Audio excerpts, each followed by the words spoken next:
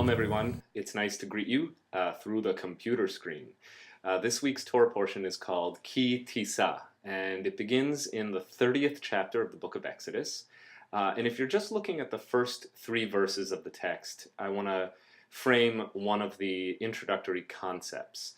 So the idea that's expressed in the first few verses of this week's portion is that of the mandatory half shekel tax for the Israelite community.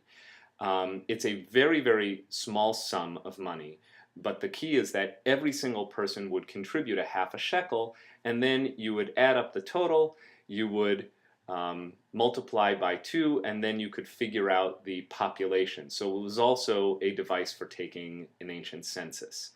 The rabbis were intrigued by this half shekel tax, and they said, well, why not ask everyone to give a full shekel? After all, that's still not a big sum of money.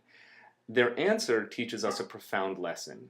The rabbi said that the Torah was trying to communicate that no person is complete in and of him or herself.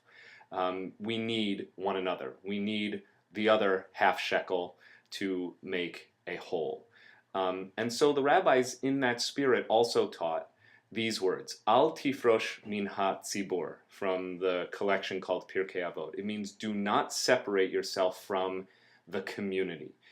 A person is not a whole person without the presence of others, without a spiritual community, a real community. So a little story that accompanies this teaching.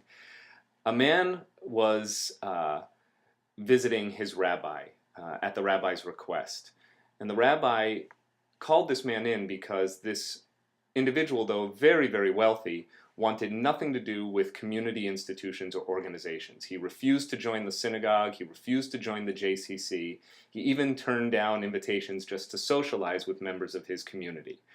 The rabbi called him on it, and the man protested. He said, look, I'm a good Jew by myself, but that doesn't mean I have to play any part in the wider community. Turns out that this was a cold winter's night, like ones we've been having lately, and the rabbi and the gentleman sat side by side watching a fire burn down in the fireplace.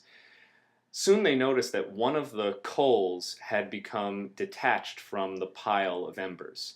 The coal continued to glow red for a couple moments, and then it died out. The rabbi reached for a poker and poked the coal back into the pile of the other burning embers, and sure enough, quickly it ignited and continued to burn again. And that's the image that I'd like to leave you with this week. Think of all the ways in which being part of the community helps to ignite us, to keep the fire burning, and all the ways in which when we become detached, we die out.